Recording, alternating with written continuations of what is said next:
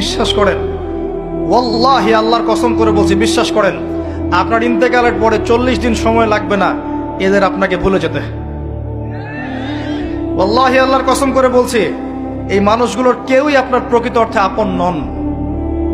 আপনার অবস্থানকে তারা ভালোবাসে, আপনাকে তারা ভালোবাসে না।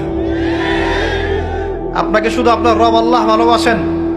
আপনি তার উপর তাওয়াক্কুল করে হারাম ছেড়ে দেন, আপনাকে আল্লাহ পাক বেহিসাব রিজিক দেবে ইনশাআল্লাহ তাআলা। মানুষ মানুষের অবস্থানকে মূল্যায়ন করে, আপনার পরে তার আপনাকে মনে রাখবে না।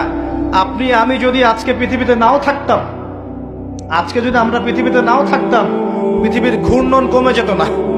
পৃথিবী ঘুরতই, রাত হতো, দিন আসতোই, আমাদের স্ত্রী সন্তানরা বেঁচে থাকতো, মা বোনরা বেঁচে থাকতো, সবাই যার যার জায়গায় ঠিকই থাকতো, আমরাই থাকতাম। এটাই বাস্তবতা, এটাই দুনিয়ার নির্মম বাস্তবতা। তাহলে এই দুনিয়ার সংক্ষিপ্ত জীবনে কাদের